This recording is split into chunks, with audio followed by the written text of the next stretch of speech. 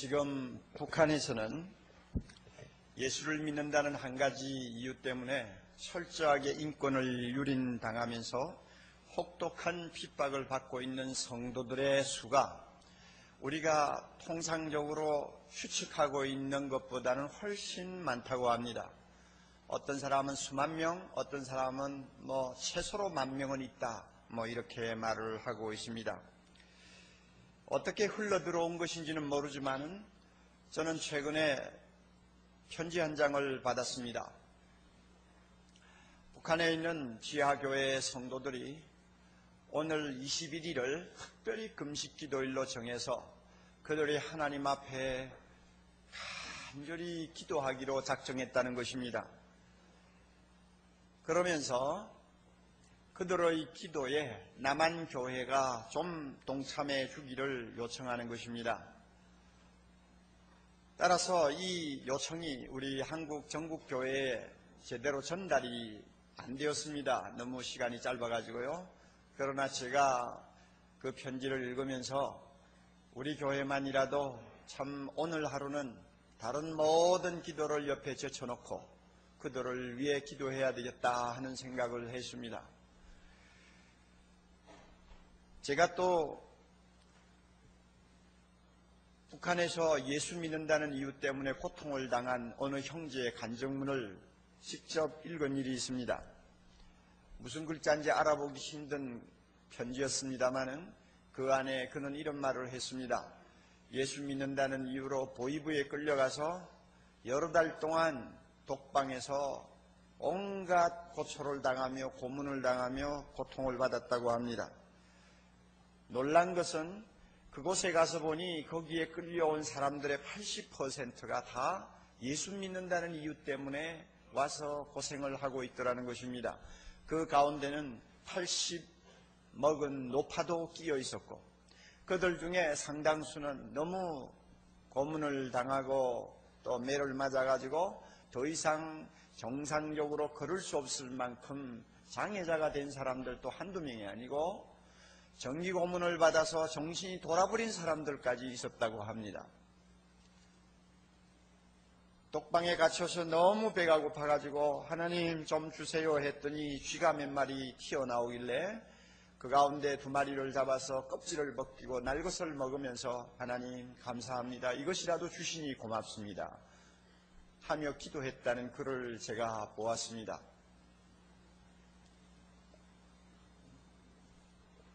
우리는 그들이 당하는 핍박에 직접 동참할 수는 없지만 그들을 위한 기도만은 우리가 해야 합니다. 모였을 때도 기도하고 가정에 돌아가서도 기도하고 여러분 오늘은 특별히 그들을 마음에 두고 북녘 하늘을 바라보면서 기도해야 합니다. 다니엘이 예루살렘 성을 바라볼 수 있는 방향에 창문을 열어놓고 하루 3번씩 기도하듯이 우리 모두가 기도할 필요가 있다고 생각합니다. 예루살렘 성도들이 핍박을 받았을 때 그들은 밤중에 다락방에 모여서 이렇게 소리 높여 기도했습니다. 우리가 사도행전 4장을 보면 그 내용을 읽을 수 있습니다. 주여 저희의 위협함을 하감하옵시고 주여 저희가 핍박당하는 것을 굽어보옵시고 종들로 하여금 담대히 하나님의 말씀을 전할 수 있게 하시며 손을 내밀어 병을 낫게 하시고 표적과 기사가 거룩한 종 예수의 이름으로 이루어지게 하옵소서 하고 그들은 소리 높여 기도했습니다. 핍박을 물리쳐달라고 기도하기 전에 그들은 핍박 중에서도 복음을 더 담대하게 전할 수 있도록 해달라고 기도했고 핍박당하는 그들을 통해서 하나님의 능력과 권세가 나타나서 모든 사람들의 마음을 감동해서 하나님의 영광을 보게 해달라고 기도했습니다. 그 기도가 끝나자마자 성령이 그 자리에 임하셔서 모인 곳을 진동하시고 모든 성도들로 하여금 성령 충만하게 하셔서 복음을 더 담대하게 전하게 하는 것을 우리가 봅니다. 그 결과 예루살렘이 십자가 앞에 굴복했습니다. 온 유다와 사마리아가 하나님 앞으로 돌아오는 기적이 일어났습니다. 우리도 북한 농토를 위하여 기도하면 우리의 기도를 통해서 북한에 있는 모든 어두움의 장막이 물러가고 하나님의 나라, 자유와 평화의 나라가 임할 줄을 분명히 믿습니다. 이렇게 북한에 있는 우리 형제들을 위하여 기도하는 주일을 맞아서 매주마다 우리가 은혜 받던 팔복 가운데서 몇 개를 뛰어넘어 제일 마지막에 있는 말씀을 우리가 함께 생각하고 묵상하는 것은 대단히 의미가 있다고 생각합니다. 주님이 말씀하셨습니다. 의를 위하여 핍박을 받은 자는 복이 있나니 천국이 저의 것입니다. 의를 위하여 핍박을 받은 자는, 이것은 꼭 과거동사 같습니다마는 원래 원문대로 하면 핍박을 받는 자는 복이 있나니 천국이 저의 것입니다. 나를 인하여 너희를 욕하고 핍박하고 거짓으로 너희를 거스려 모든 악한 말을 할지라도 너희는 너희 할 때에 너희에게 복이 있나니 뭐 하라고요? 기뻐하고 즐거워하라. 하늘에서 너희 상이 크느니라. 너희 전에 있던 모든 선지자들을 세상 사람들이 이렇게 핍박하였느니라. 우리가 이 말씀을 조용히 마음에 담고 성령의 깨우치심을 통해서 깨닫고 하나님의 음성을 듣는 시간 될 수 있기를 바랍니다. 의를 위하여 핍박을 받는 자는, 의를 위한다는 것은 무엇을 의미합니까? 10절의 말씀이 보충 설명을 하고 있습니다. 주를 위하여, 나를 인하여, 예수 때문에 하는 말입니다. 그러므로 의를 위하여 핍박받는다는 말은 예수님 때문에 핍박받는다는 것을 의미합니다. 그리고 핍박이라고 하는 말이 굉장히 대단한 말로 들리지 않습니까? 꼭 감옥에 끌려가서 고생을 해야 되고 순교를 해야만이 핍박을 받는 것이 아니라고 설명합니다. 10절, 11절에서 보충적인 설명과 적용을 하고 있습니다. 어떤 것이 핍박받는 것입니까? 예수 때문에 욕먹는 것, 핍박받는 거요. 예수 때문에 모욕당하는 것, 핍박받는 거요. 예수 때문에 어떤 면에서는 중상모략을 당하고 손해를 보는 것도 핍박당하는 것이라고 주님이 설명합니다. 이 핍박은 가정에서도 일어날 수 있고 평화와 자유가 보장되는 민주사회에서도 일어날 수 있고 직장에서도 일어날 수 있습니다.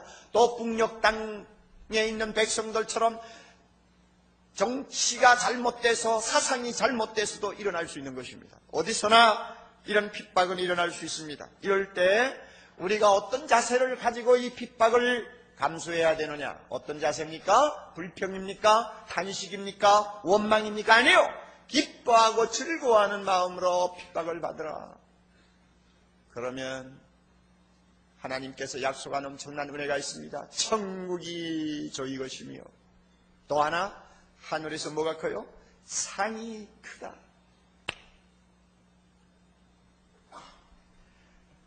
저는 이 말씀을 가지고 설교 준비하면서 또 저 자신이 묵상하면서 나는 설교할 자격 없어 하는 생각을 자주 했습니다. 평생 핍박을 받아보았어야죠.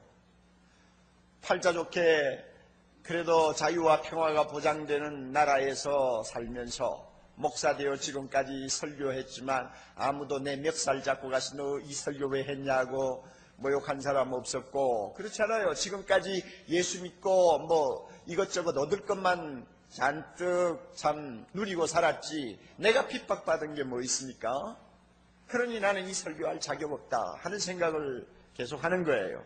그리고 기뻐하고 즐거워하면서 핍박을 받으라고 했지만 저는요 가끔 전도 나가가지고 누구 보고 예수 믿으라고 하는데 어떻게 나를 째려보면서 아주 모욕한다든지 좋지 않는 소리를 한마디 할 때는 기뻐하고 즐거워한 게 어디 있어요? 그것이 기분 나빠가지고 하루 종일 우울하게 지낸 일들이 한두 번이 아니거든요. 그러니까 저 자신이 볼 때 이건 자격이 없는 사람이에요. 그럼에도 불구하고 저는 이 말씀을 설교해야 된다고 확신했습니다. 왜냐하면 저를 위해서. 이 말씀을 설교함으로써 저 자신이 받을 은혜가 있어요. 또 사랑하는 형제자매들은 이 말씀을 들어야 돼요.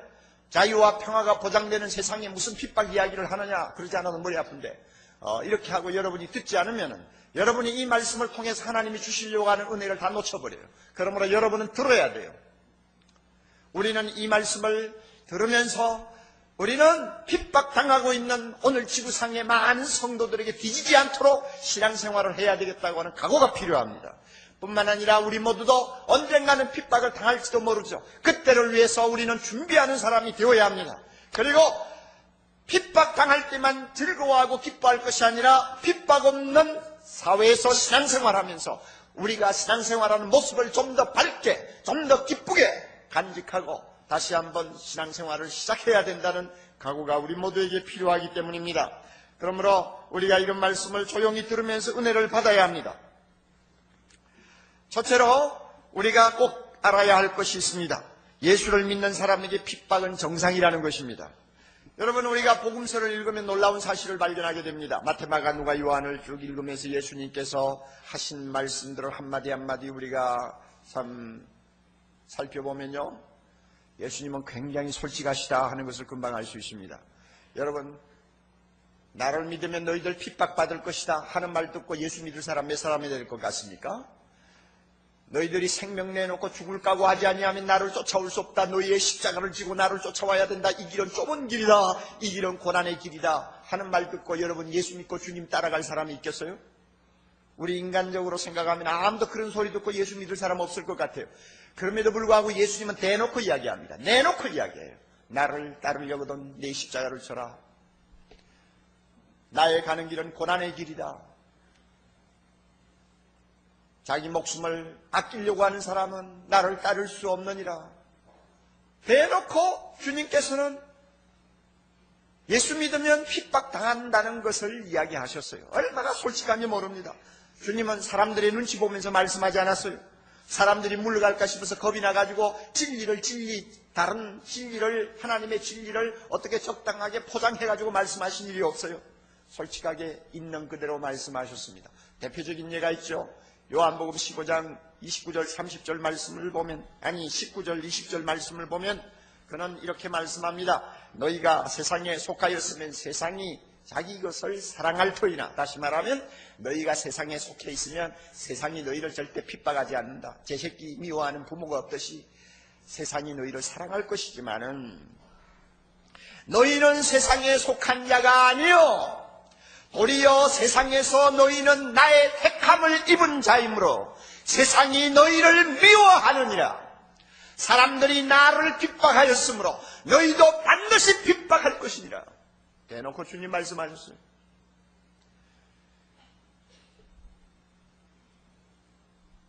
그럼에도 불구하고 예수의 제자들은 주님을 따라갔습니다. 그리고 한평생 복음 전하다가 다 순교했어요.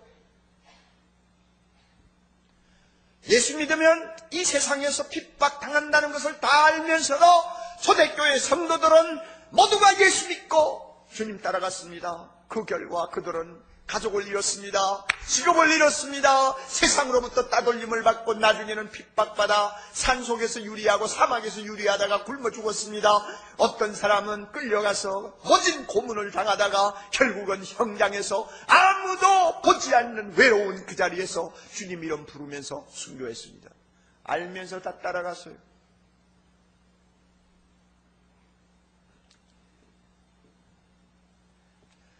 가장 어려웠을 때가 언제냐 하면은 로마 황제가 신이다.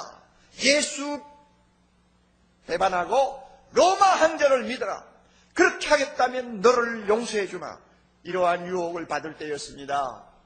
여러분 얼마나 어려웠겠어요. 말 한마디로 나 예수 안 믿겠다 하면 풀려나가고 다시 정상적으로 생활이 회복이 되는데 이 한마디 말을 못하는 거요. 어떻게 예수님을 부인하냐, 어떻게 예수님을 모른다고 하느냐, 이 한마디를 할 수가 없는 거예요.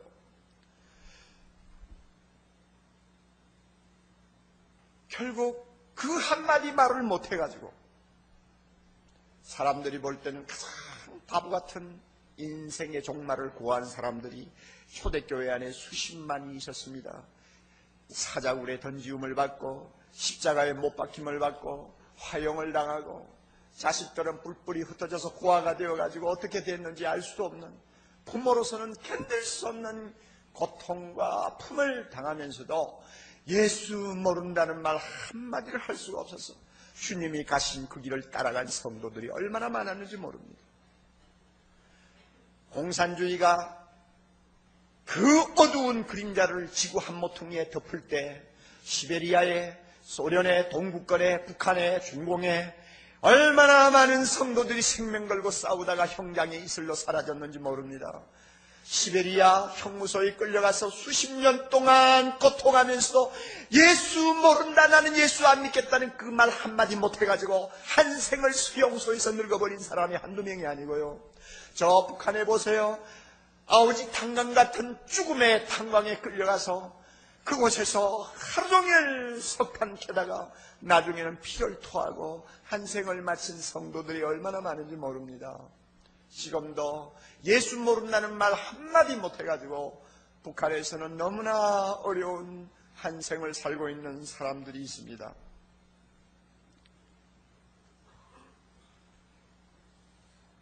일제시대 일본은 우리에게 강교한 유혹을 냈습니다. 천황에게 절하라. 천황이 신이다.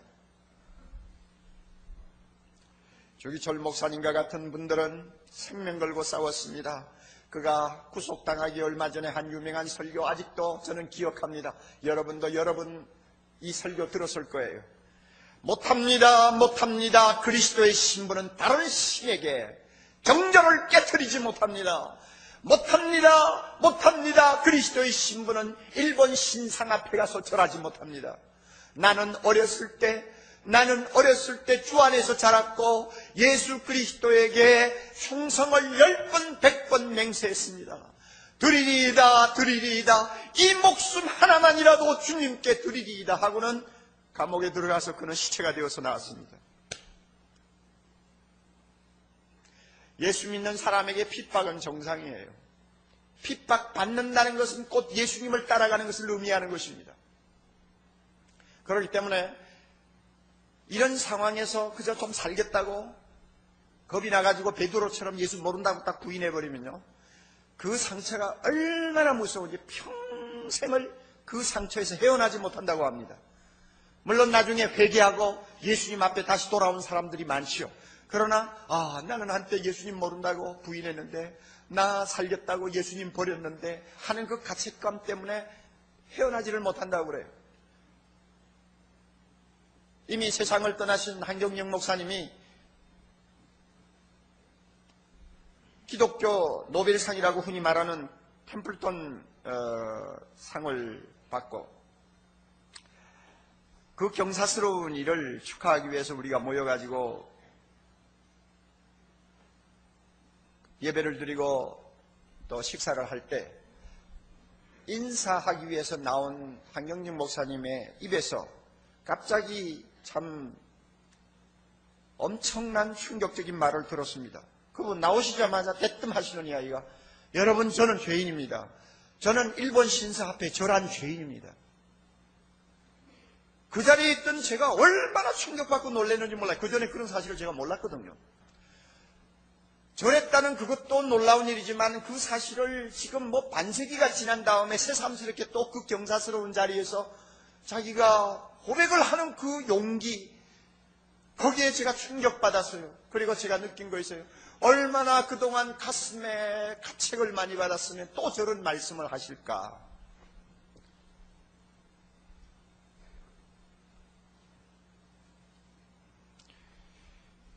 그러므로 할 수 있으면 핍박당할 때 성도들은 주님을 모른다는 말을 안 하려고 합니다. 그리고 나중에는 생명을 빼앗긴 한이 있더라도 주님 만날 때 부끄럽지 않도록 하려고 합니다. 그래서 오늘 북한에 있는 많은 성도들이 피를 흘리고 있어요. 지금도 전 세계적으로는 많은 핍박이 있습니다. 97년도 10월 리더스 다이제스트, 이거는 기독교 잡지가 아니에요. 우리가 다 잘 아는 잡지죠. 거기에 이런 말이 있었습니다. 오늘날처럼 기독교가 신앙 때문에 박해를 받은 일이 역사상 별로 없었다고 했습니다. 무슨 소리 하나? 제가 읽으면서 보았더니 진짜 그래요. 1900년대 20세기에 전 세계적으로 2억에서 2억 5천만이 넘는 사람들이 예수를 믿는다는 이유 때문에 혹독한 핍박을 당하고 있었다는 것입니다. 그래, 가만히 보니까 그 말이 과장된 거 아니에요. 공산 치하에서 고통당한 사람들의 수가 얼마인지 우리가 어떻게 합니까? 여러분, 그렇잖아요? 그리고 지금도 해교권에서 예수 믿는 것 때문에 종교적인 핍박을 당해서 죽어가는 사람들이 얼마나 많으냐. 저 수단에는 인구의 5분의 1이 크리스찬입니다. 그런데 그 인구 5분의 4에 해당하는 해교도들에게 핍박을 받아 누바라고 하는 지방에 있는 사람들은 지난 10년 동안 청년들만, 남자들만 50만 명이 끌려서 순교당했어요. 북한에는 지금 얼마나 많은 사람들이 예수 때문에 순교를 당했는지 우리는 수치조차도 갖고 있지 않아요. 그들은 고문을 당했습니다. 노예처럼 인권 유린을 당했습니다. 강간당했습니다. 투옥당했습니다. 가족들이 다 뿔뿔이 흩어져서 다 격리당했습니다. 평생 동안 중노동 하다가 그 자리에서 죽었습니다. 여러분 분명히 알고 있어야 돼요. 예수님 따라가는 길은 어떤 길이냐? 그저 내 소원 다 이루어서 평안하게 사는 것이 예수님 따라가는 길이냐? 성경 보면 그렇지 않아요. 핍박을 받을 각오를 하고 예수 믿는 것이 주님 따라가는 길입니다. 우리 이걸 꼭 기억해야 됩니다. 둘째로 우리가 꼭 알아야 할 것이 있습니다. 하나님은 핍박당하는 성도에게 가장 최고의 상을 약속하시고 축복을 약속하셨다는 것입니다. 예수님 말씀에 나오죠. 천국이 저희 것이니라. 천국. 그 다음에 또 하나, 하늘에서 상이 크미니라. 뭐 적당한 상이 아니요, 엄청나게 큰 상을 하나님이 준비하고 계신다고 합니다. 여기서 천국이라고 하는 말은 구원받는 것을 의미한다고 저는 보지 않습니다. 예수 믿고 구원받고 천국 들어가는 것을 말한다고 저는 보지 않습니다. 그렇다면은 이 팔복에서 꼭 하필 천국 이야기할 필요가 없어요. 왜냐하면 예수 믿으면 다 들어가는 곳인데 그것을 특별히 하나님이 주시는 행복으로 따로 말씀할 필요가 없다고 저는 보는 것입니다. 그러면 천국이 뭐냐? 우리의 마음에 임하는 하나님의 임재입니다. 주님의 다스리시는 세계가 내 마음에, 내 심령에 임하는 것입니다. 그리고 하나님이 내 안에 임하시는 것을 직접 체험하는 데서 오는 신비스러운 기쁨을 누리는 것입니다. 이게 천국이에요.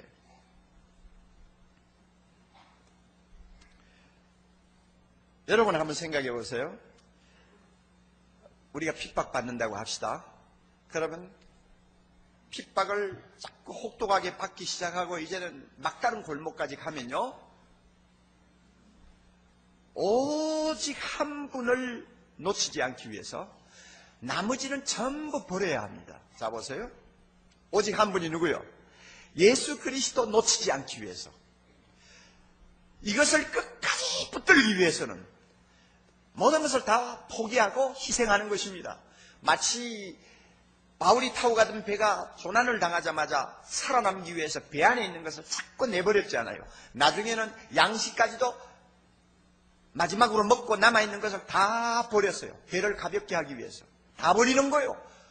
나중에는 몸과 배만 남아요. 마찬가지로 핍박을 당하면은 예수님 한 분 끝까지 따라가기 위해서 부모도 버립니다. 처자도 버립니다. 나중에는 뭐 재산도 뺏깁니다. 뭐 다 뺏기는 거예요. 다 버리는 거예요. 자, 그렇게 되면 마음이 텅텅 비어요. 빈 마음이 돼요. 그 빈 마음에 무엇이 임하는지 압니까? 천국이 임하는 것입니다.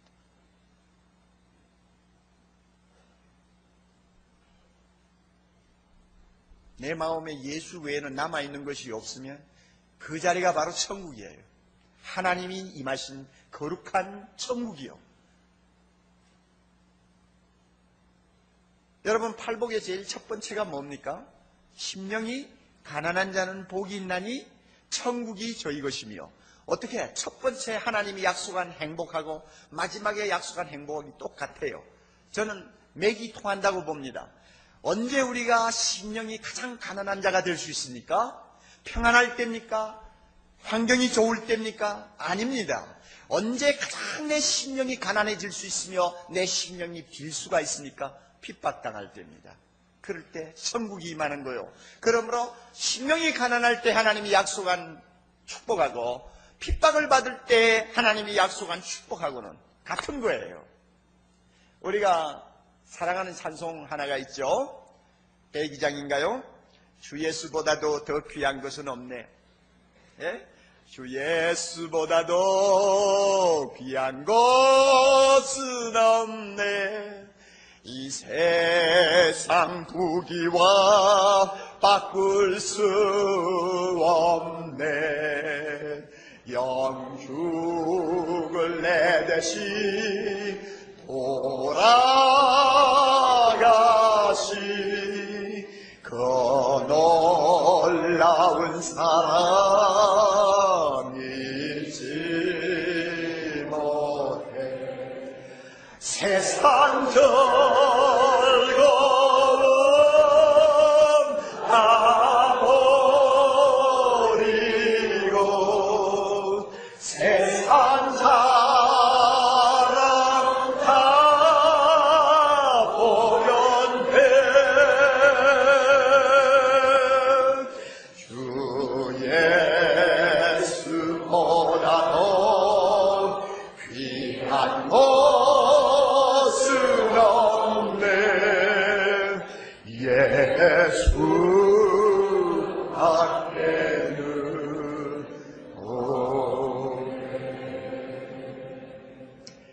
이 찬송 부르는 사람의 심령은 천국이에요. 예수 외에는 없어요. 그런데 우리가 이 찬송 사랑하고 부르기는 합니다만은 사실 엉터리가 많지요. 뭐 예수보다 귀한 것 없어. 이것도 좋고 저것도 좋고 지금 막 양손에 좀 잔뜩 쥐고 입으로는 예수 밖에는 없네. 없기는 뭐가 없어. 예? 저도 그렇고 여러분도 그렇잖아요. 평안할 때 뭐 망가지가 잘 될 때 예수 믿고 복만 받았다고 생각할 때는 너무 눈에 드는 것이 많으니까 입으로는 예수밖에 없다고 하면서 이것도 저것도 다 마음에다 집어넣어가지고 쌓아놓고 살지 않아요? 그래요 안 그래요? 그게 대답해요. 대답하려면 그래요 안 그래요? 그렇죠. 근데 사실 참이 우리가 이 평화로운 때는요 우리 마음 비운다는 거 쉽지 않아요. 그런데 핍박당하면요 하이든 자이든 간에 다 퍼내게 돼 있어요. 다 포기하게 돼 있어요. 그러다 보니까 심령에 주님만이 남는 거예요. 그것이 뭡니까? 천국이요. 천국이요.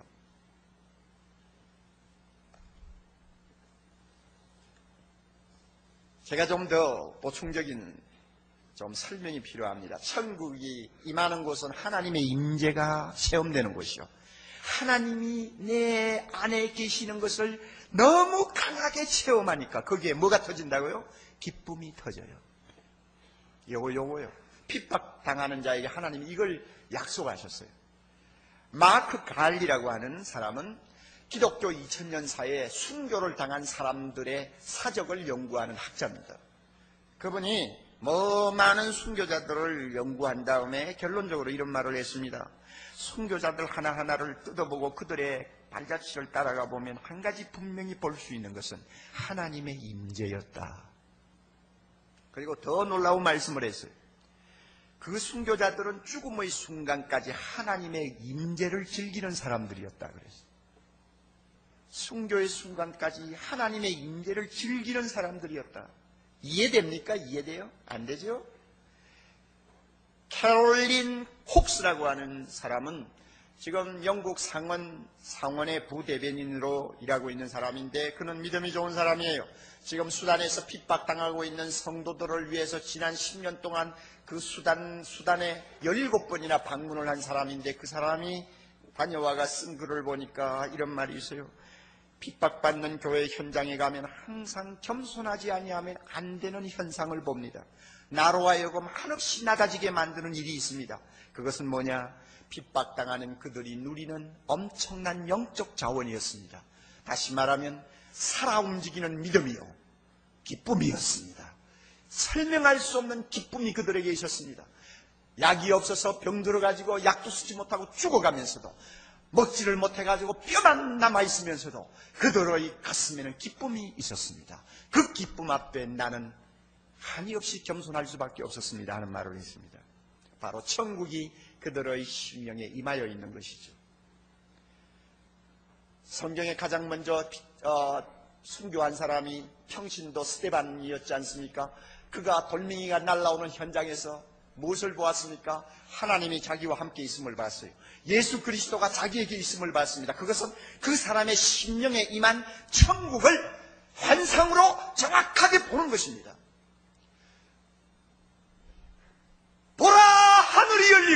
인자가 서신 것을 보노라. 자기 마음에 임한 천국을 환상으로 역력하게 보면서 그것 때문에 황홀해서 견디지를 못해가 소리를 지른 것입니다. 저는 북한에서 굶주려 죽어가는 우리 성도들, 고문당하다 죽어가는 성도들, 정치범 수용소에서 개취급당하면서 죽어가는 우리 성도들, 비록 육신적으로는 고통당하고 굶주리고 추위에 떨고 있지만 그러나 하나님께서 그들의 심령에 약속하신 천국 주실 줄 믿습니다. 분명히 주실 줄 믿습니다. 그거 없으면 어떻게 여러분 굶으면서 예수 따라가겠어요? 그런 은혜가 없이는 어떻게 고문당하면서 주님을 부인하지 않고 버티겠어요? 그런 은혜가 없이 어떻게 처자식 다 내버리고 주님 따라갈 수 있겠어요? 천국 주셔요. 하나님이 핍박당하는 자에게 약속하신 것 상급이 있습니다. 하늘에서 너희 상이 크민이라. 저는 몰라요. 그 상급이 얼마나 대단한 것인지 전혀 설명도 할 수 없고 상상도 할 수가 없어요. 그러나 성경을 보면 핍박당하는 자를 위해서 특별히 두 가지를 하나님께서 상급으로 약속한 거 있습니다. 계시록 2장에 보면은 너희 앞에 다가오는 고난을 두려워하지 말라. 고난이 올 때 너희는 죽도록 충성하라. 그리하면 무슨 멸류관? 생명의 멸류관을 너희에게 주리라. 생명의 멸류관을 약속했습니다. 그리고 요한계시록 20장에 보면 이 세상에서 복음 전하다가 말씀 전하다가 목배임을 당한 사람들, 사탄의 앞제비가 되었던 짐승과 우상 앞에 절하지 않다가 핍박당해 희생당한 사람들이 그 자리에 있는데 그들은 예수 그리스도와 함께 1000년 동안 왕노릇할 것이라고 말씀하셨어요. 주님과 함께 1000년 동안 왕노릇하는 것, 저는 그 영광이 얼마나 대단한 것인지 잘 몰라요. 이거 약속하셨어요. 생명의 멸류관, 그리고 주님과 함께 1000년 동안 왕노릇하는 영광. 이것은 편안하게 우리처럼 예수 믿다가 천국 오는 사람에게는 약속된 거 아닙니다. 이것은 특별히 핍박당하고 주님을 위하여 모든 것을 희생한 사람들에게 하나님이 약속한 축복입니다. 이런 것들이 있기에 주님은 너희들이 핍박당할 때 기뻐하고 즐거워하라 그랬습니다. 심령의 천국이 임하여서 그들의 심령이 기뻐하지 않으면 안 되도록 밑에서 받쳐주지 않아요. 그리고 눈을 열고 보면 주님이 약속하신 생명의 멸류관, 주님과 더불어 왕노릇할 영광이 기다리고 있는 것을 보지 않아요. 그러니까 핍박받아도 즐거워하면서 받아라, 주님이 우리에게 말씀하시는 것입니다. 루마니아에 살아있는 순교자라고 하는 범브란트 씨의 책을 제가 읽고 벌써 오래전에 읽었습니다만 너무나 한 구절이 기억에서 사라지지 않습니다. 그래서 설교 중에도 여러 번 말씀드린 일이 있어요. 여러분, 그분의 말 또 한 번 우리가 기억을 할 필요가 있습니다. 그는 체험적으로 우리에게 하나님의 말씀이 얼마나 진리인가를 증명하는 사람입니다. 핍박당할 때 그는 즐거워하면서 당했고 그 마음에 천국이 있어서 그렇게 즐거워하면서 핍박을 당할 수 있었다는 것을 자기의 경험을 통해 이렇게 말씀합니다. 제가 감옥에 보낸 14년의 횟수가 길게 여겨지지 않았던 것은 홀로 독방에 갇혀 있으면서 믿음이나 사랑을 뛰어넘는 어떤 기쁨을 하나님 안에서 발견하였기 때문입니다. 그 기쁨이란 이 세상 어느 것에도 견줄 수가 없는 아주 깊고도 아주 독특한 황홀경 같은 기쁨이었습니다. 그 기쁨 가지고 살다 보니 14년을 그저 몇 년처럼 보냈다는 말입니다. 여러분 이해가 되세요? 바로 그 감옥이 천국이었어요. 드디어 그가 추록을 하게 되었습니다. 감옥을 나올 때 그가 느낀 심정을 이렇게 참 거짓말하는 것처럼 표현하고 있습니다. 제가 감옥문을 열고 나오자 저는 마치 수십리로 뻗쳐있는 평화롭고 아름다운 시골 전경이 환히 내다보이는 아름다운 높은 산장에 살다가 갑자기 아무것도 안 보이는 평지로 내려오는 것 같은 느낌이었습니다. 천국에서 살다가 갑자기 나온 사람같이 말하지 않습니까? 그러므로 여러분, 예수 믿고 절대 손해보는 법은 없습니다. 우리 중에 핍박당하는 형제자매 있습니까? 여러분 절대 손해보지 않아요. 하나님이 우리에게 주시는 은혜는 엄청난 것입니다. 그러므로요, 예수 믿어서 뭐 욕을 먹었다, 예수 믿어서 뭐 욕을 당했다, 나는 예수 믿어서 가족에게 쫓겨나왔다. 여러분, 일시적으로 고통스럽고 어렵지만은 기뻐하고 즐거워하면서 그 핍박 받아야 됩니다. 아멘. 이것이 우리의 자세입니다. 자, 그렇다면 결론적으로 우리는 어떻게 해야 할 것인가? 우리는 핍박이 폭풍처럼 몰아치는 세상을 살고 있지 않습니다. 앞으로도 우리는 핍박받을 확률이 거의 없습니다. 저나 여러분이나 뭐 몇십 년 살지 모르지만 지금 상황을 봐가지고는 어떤 이변이 나지 않는 이상 예수 믿는 것 때문에 핍박당할 확률은 거의 없습니다. 그러면은 핍박을 받는 것이 정상이요, 핍박받을 때 즐거워하라고 하는 이 말씀은 내하고 관계없는 거 아니냐. 그러지 않아도 스트레스 받아 죽겠는데 오늘따라 왜 또 이런 말씀을 하냐, 아무 관계도 없는 이야기 하고 여러분이 생각할지 모르지만, 여러분 만약 그런 식으로 넘어가면 큰일 납니다. 성경 전체를 보세요. 예수 믿는 사람들이 핍박받아야 될 이야기를 20% 이상 하고 있어요. 그러므로 우리는 비록 핍박이 없는 세상을 살지라도 자세만은 똑바로 가져야 됩니다. 우리가 그리스도와 함께 영광을 받기 위해서는 고난도 함께 받아야 된다고 하는 로마서 8장 17절의 말씀을 마음에 두고 몇 가지 꼭 마음에 담아두어야 할 일이 있습니다. 첫째는 핍박당하는 자들의 고통을 같이 나눌 수 있어야 합니다. 어떻게 나눌 수 있느냐? 매일 그들을 위해서 기도함으로 나눌 수 있습니다. 다시 부탁드립니다. 동력에 있는 성도들을 하루도 잊지 마세요. 하루도 잊지 말고 그들을 위하여 기도하십시오. 이것이 그들의 핍박에 내가 함께 동참하는 것이요, 그들의 고통을 함께 나누는 것입니다. 기도만 할 뿐이 아닙니다. 그들에게 필요한 것들이 너무나 많습니다. 어떻게 도와주어야 할지 우리는 날마다 생각해야 합니다. 굶주린 그들에게 양식을 보내야 합니다. 헐벗는 그들에게 옷을 보내야 합니다.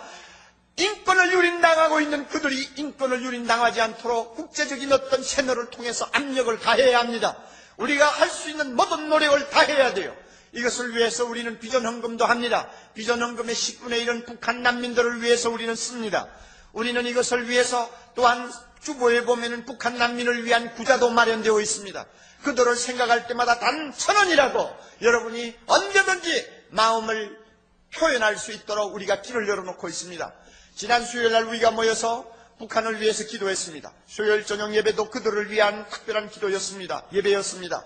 그때 예배를 드리고 간 형제 하나가 마음에 가책을 받은 거예요. 너무나 그들을 내가 생각하지 못하고 신앙생활을 했다 가책받았는지 이틀 전에 저를 찾아와가지고 거금을 내놨어요. 거금을 내놓으면서 목사님 이거 북한에 좀 보낼 수 있으면 보내주세요 그랬어요. 우리 모두 남의 일처럼 생각하면 안 됩니다. 이것이 바로 그들의 핍박에 내가 동참하는 자세요. 하나님이 기뻐하는 자세입니다. 두 번째로는 핍박받는 성도의 심정으로 신앙생활을 해야 합니다. 비록 우리는 핍박을 모르고 살지만은 지금 내가 예수 때문에 핍박당하고 있다 하는 그런 심정 가지고 신앙생활하자 그 말입니다. 이런 마음을 가지고 신앙생활하면 내 마음에 잡동사니가 쌓이지를 않아요.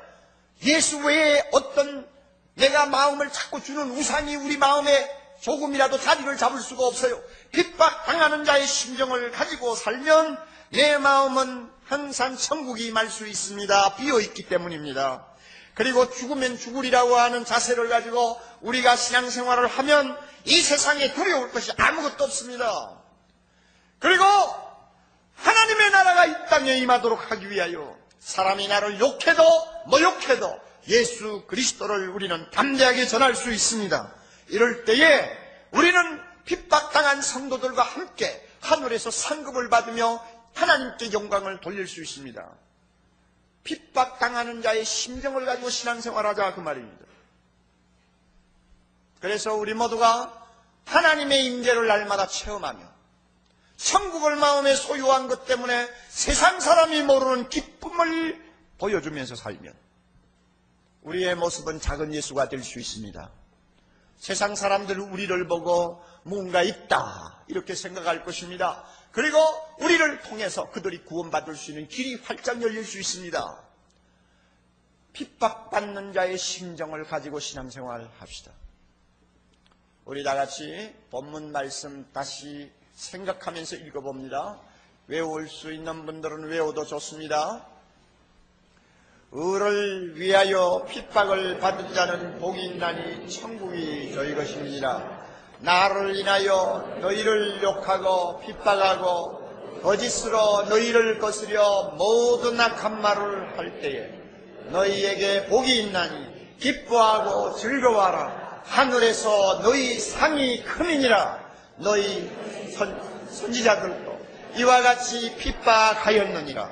아멘. 이제 이 시간, 우리 짧은 시간이지만 이용해서 북녘에 있는 우리 성도들을 위하여 함께 통성으로 기도하는 시간을 갖겠습니다. 여러분, 금방 기도가 잘 안 나오지요? 성령께서 우리의 입을 여시고 마음을 열어주시기를 바랍니다. 좀 안 해보신 분들에게는 어색할지 모르지만 저와 함께 주여 삼창을 하고 우리 한 목소리로 하나님 앞에 부르짖읍시다. 그러면 우리의 기도를 통해 북한 땅이 흔들릴 것입니다. 옥문이 열릴 것입니다. 역사가 일어날 것입니다. 우리 기도하면 일어납니다. 다 같이 주여! 주여! 주여!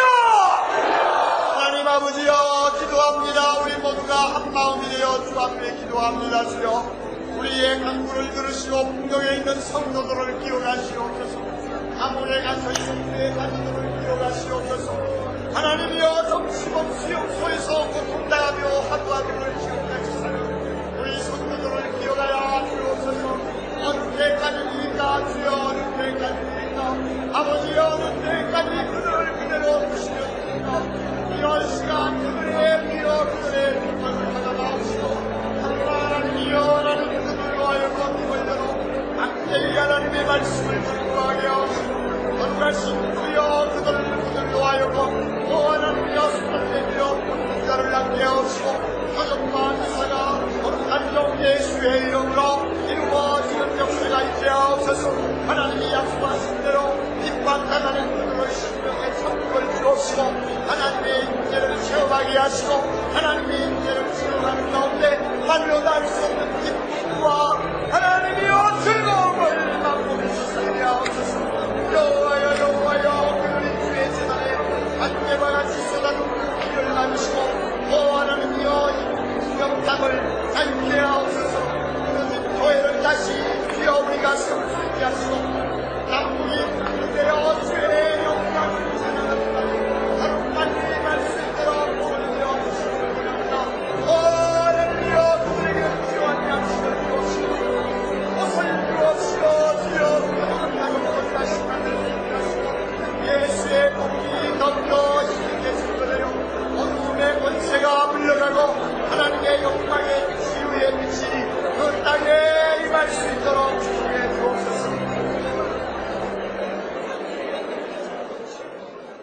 하나님, 거짓말하시지 아니하시는 하나님, 성실하신 하나님, 핍박당하는 자들을 주께서 눈여겨보시고 살피시고 그들과 함께 하시는 하나님 아버지, 오늘 주신 말씀대로 북녘에 있는 성도들에게 은혜를 주옵소서. 그 심령의 천국이 임하는 은혜를 주옵소서. 천국이 임함으로 하나님의 임재를 날마다 체험하고 하나님과 함께 동행함으로 인하여 세상 사람이 알지 못하는 기쁨이 그들의 가슴에 폭포처럼 쏟아지게 하옵소서. 그리하여 주님이 주시는 그 놀라운 은혜 때문에 고난을 이기게 하옵시고, 육신적인 굶주림과 추위를 이기게 하옵시고, 하나님 아버지여, 인간적으로 다가오는 모든 유혹을 뿌리칠 수 있도록 우리 주님 축복해 주시옵소서. 그러나 주님 기도합니다. 오 하나님, 기뻐하시면 하루빨리 그 땅에 자유와 평화를 주시고 무너진 교회를 다시 세울 수 있게 하시며 남북이 통일되어 우리 한 목소리로 주님을 찬양하는 날이 임하게 해 주시옵소서. 예수님 이름으로 간절히 기도하옵나이다. 아멘.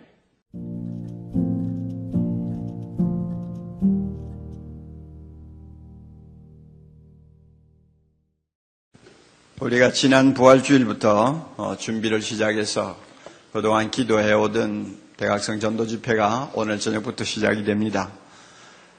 우리 모두가 마음의 태신자를 품고 하나님 앞에 많이 기도했고 또 하나님이 응답해 주실 줄을 믿고 오늘 밤부터 이제 집회를 시작하는데요. 오늘 저는 이런 기회를 맞이해서 복음을 전한다는 것, 전도한다는 것이 얼마나 우리에게 영광스러운 일이며 풍성한 하나님의 축복을 누리는 길인가를 좀 말씀을 드리고 싶습니다. 1982년 10월 달에 처음 대각성 전도 집회가 시작된 이후에 지금까지 23년 동안 거의 빠짐이 없이 매년마다 이 대각성 전도 집회를 통해서 사랑의 교회는 엄청난 은혜와 축복을 누렸습니다.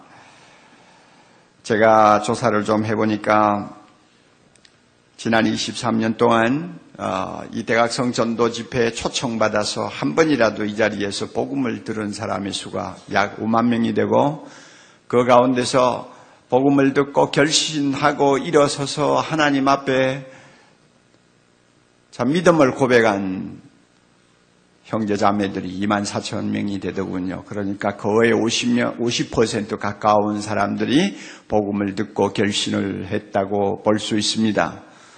아마 이 가운데도 대각성 전도 집회를 통해서 예수님을 만나고 예수님 만남 때문에 그 영혼에 있던 모든 짐을 벗어버리고 예수님 만난 덕분에 인생의 삶의 목표가 달라지고 예수님 만난 덕분에 가정의 행복을 회복하고 자녀들을 반듯하게 키워서 지금도 참 여러분이 정말로 왜 세상을 사느냐에 대한 분명한 대답을 갖고 지내시는 분들 많이 계실 거예요. 엄청난 축복을 누렸어요. 굉장한 은혜를 맛보았어요. 그 덕분에 25년 동안 달려온 사랑의 교회가 영적 빈혈증이 걸리지 않았던 이유가 바로 여기에 있습니다. 그래서 그런지 요즘에 주변에 있는 많은 교회들이 이 대각성 전도 집회를 주목합니다. 얼마 전에 대각성 전도 집회 1일 수련회를 했는데 2,000명의 교역자들이 모였다는 것만 봐도 우리가 알 수가 있죠. 제가 지난주 부산에서 집회를 인도했는데 제가 집회를 인도하던 그 교회에서 얼마 떨어지지 아니한 침례교회에 있는 목사님이 달려왔어요. 아주 앞으로 유망한 목사님입니다. 미국에 가서 철학박사 학위를 받아와서 10년 전에 한 300명 정도 모이는 작은 교회에 부임을 해가지고 지금은 제자훈련 9년차 들어가고 1,300명이 모이는 교회로 부흥을 시킨 아주 기대가 큰 목회자인데, 후배 목사인데요. 저를 만나가지고 목사님, 우리도요 대각성 전도 집회 2주 전에 했어요. 그래, 얼굴 보니까 좋은 소식이 있더라고요. 그래서 어쨌니? 그랬더니 우리 교인들이 열심히 기도해가지고 한 750명 태신자를 모셔다가 복음을 듣게 했대요. 그리고 그 담임 목사님이 며칠 복음을 계속 전했답니다. 그래서 몇 명이나 결신했니? 그랬더니 410명요. 그래, 좋아가지고. 여러분, 한 1,000몇백 명 모이는 교회에서 말이죠. 2, 3일 집회 해가지고 400명이 넘는 사람들이 예수 믿겠다고 일어나고 눈물을 흘리면서 손수건으로 얼굴을 닦고, 이거 영 사람 미쳐버립니다. 그거 보면요, 영적으로 그냥 쫙 깔아앉아 있던 사람도 각성을 합니다. 미지근한 사람들의 가슴에 불이 붙어요. 그리고 복음을 처음 듣고 돌아온 사람은 그 덕분에 전도받고 구원받고 팔자 늘어지고 그렇잖아요. 이런 축제가 교회 안에 일어나니까 그 교회가 놀라운 일이 연속되는 거죠. 우리 교회가 지금까지 경험했던 일을 이제 주변에 있는 많은 교회들이 경험하는 것을 보면서 하나님이 기뻐하시는 일이구나 하는 것을 다시 한번 확인하게 됩니다. 여러분, 예수님께서는 우리에게 가장 영광스러운 일을 맡기셨습니다. 그것은 이 세상에서 제일 기쁜 소식을 우리에게 들려주시고 전하라고 한 것입니다. 예수님 자신이 세상에 오셔서 전하시던 그 기쁜 소식, 온 천하에 미칠 크고 영광스러운 기쁜 소식, 그 소식을 우리에게 맡겨놓으시고 이제는 가서 땅끝까지 이 복음 전하라고 해주신 것입니다. 왜 기쁜 소식입니까? 인간이 영원히 구원받을 수 있는 길이 여기에 있습니다. 왜 기쁜 소식입니까? 하나님을 대항하며 거역하던 인생들이 죄 용서받고 하나님의 품에 안길 수 있는 복음이 이 안에 있습니다. 왜 기쁜 소식입니까? 왜 인생을 살고 있으며 무엇을 위해 세상을 살아야 되며 무엇을 위해 생명을 바쳐야 될 것인가에 대한 확실한 대답을 담고 있는 메시지가 이 안에 있어요. 이것보다 더 기쁜 소식이 어디 있습니까? 이 소식을 우리에게 전하라고 주님이 맡겨 놓으셨습니다. 암에 걸려가지고 죽어가는 환자를 앞에 놓고 이 암을 분명히 고칠 수 있는 비결을 알고 있는 사람이 그 비결을 가르쳐주지 않는다면 그것은 잔인한 일이요. 어떤 면에는 간접적인 살인이죠. 그거보다 더 큰 죄악이 있습니다. 하나님의 저주를 받아서 영원히 멸망받을 수 없는 불쌍한 영혼을 앞에 놓고 거기에서 구원을 받고 생명을 얻고 영원히 하나님의 자녀로서 영광을 누리며 살 수 있는 비결을 알고 있으면서 그것을 나만 아는 비밀로 감춰두고 있는 것. 이것은 일종의 범죄죠. 나쁜 일이죠. 우리가 이웃에게 해줄 수 있는 가장 좋은 일, 내 이웃을 내 몸과 같이 사랑하라고 할 때 그 내 몸과 같이 사랑할 수 있는 가장 최선의 것은 구원의 복음을 전하는 것입니다. 예수 그리스도를 그들에게 알려주는 것입니다. 이것 이상 그들에게 베풀 사랑이 없습니다. 이것 이상 그들에게 베풀 친절이 없어요. 제가 볼 때 이 세상에는 세 부류의 사람들이 살고 있다고 생각합니다. 우선 먼저는요, 지금 당장 복음을 전하지 아니하면 정말 불행해질 수 있는 사람들이 우리 주변에 많이 살고 있습니다. 응급실에 가면 응급환자가 있습니다. 무엇이 응급환자입니까? 의사가 제 시간에 오느냐 안 오느냐에 따라서 죽기도 하고 살기도 하는 것이 결정이 나는 거예요. 수혈을 제대로 하느냐 못하느냐가 그 사람의 생명을 건지기도 하고 놓치기도 하는 아주 총각을 다투는 상황에 놓여 있는 환자를 일컬어서 응급환자라고 합니다. 우리가 살고 있는 세상에 영적으로 응급환자들이 많이 있습니다. 지금 당장 이 사람에게 복음을 전하지 아니하면 영원히 복음을 다시 들을 기회를 잃어버릴지도 모르는 불행한 사람들 우리 주변에 있어요. 여러분, 진부한 통계입니다만 작년 한 해 우리나라에서 죽은 사람의 수가 24만 5천 명이라고 그러잖아요. 세계적으로는 5,700만 명이라고 그러잖아요. 우리나라보다 더 많은 국민이 한 해 동안 싹싹 쓸려가는 거예요. 5,700만 명이니까. 그러니 그 가운데 내가 언제 끼일지 압니까? 젊다고 피할 수 있어요? 건강하다고 연장할 수 있어요? 몰라요. 아무도 모르는 거예요. 언제 내 앞에 마지막이 올지 모르는 응급환자와 같은 우리의 신세가 바로 하루하루 사는 우리의 모습 아니에요? 우리 주변에 보면 그런 사람이 너무 많아요. 아이고, 내일 전하지. 1년 후에 내년 대각성 전도 집회 때 인도하지. 벌써 영원히 기회를 놓쳐버릴 불행한 사람들이 될 수 있는 거예요. 가끔 운동 좀 한다고 촬영장을 갈 때가 있습니다. 그러면 그 남자들이 여러 직업을 가진 분들이 모이죠. 그래서 목욕을 하고 나와서 몸을 닦으면서 이런저런 잡담들을 많이 늘어놓으세요. 며칠 전에 한 번 이야기를 듣는데, 아이고, 참 그 아까운 젊은이가 그렇게 허무하게 떠나더라고. 이러면서 이야기를 하더라고요. 그래서 제가 귀를 기울이고 들어봤죠. 미국 하버드 대학에서 도시공학을 공부했대요. 그리고 40대 유능한 젊은입니다.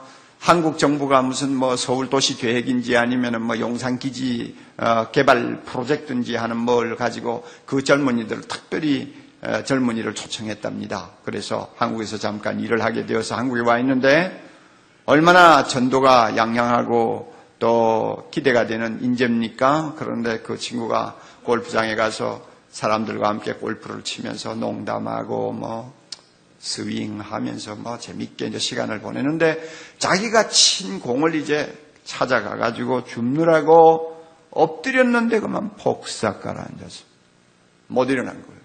119를 불렀을 때는 벌써 이 세상 사람이 아니었다는 거예요. 그러면서 하는 말이 참 금방 그렇게 농담하고 껄껄껄껄 대던 친구가 그렇게 가다니 세상이 그렇게 허무해. 허무한 줄 이제 알았나? 그런데 그렇게 허무해. 사람들은요 그런 것을 보면서도 다 남의 이야기처럼 해요. 자기에게 그런 일이 언제 이룰지 모르는 것을 등한히 하는 것입니다. 예수님은 이런 자들을 향해서 눈을 들어 밭을 보라 휘어져 추수하게 되었다고 말씀하십니다. 추수하게 된 곡식과 같아요. 하얗게 익었어. 지금 낫을 당장 대지 아니하면 언제 떨어져 버릴지 모르는 곡식과 같아요. 이런 사람들이 우리 주변에 많아요.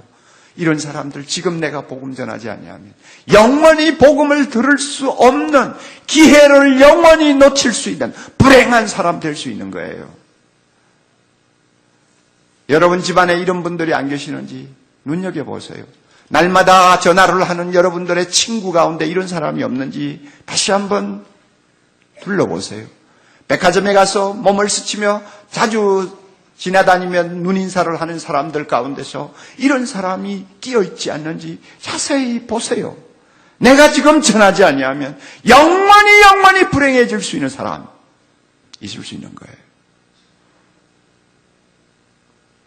또 한 부류의 사람들이 우리 주변에 있습니다. 지금 우리가 복음을 전하지 아니하면 정말 원통해야 할 사람들이 많이 있습니다.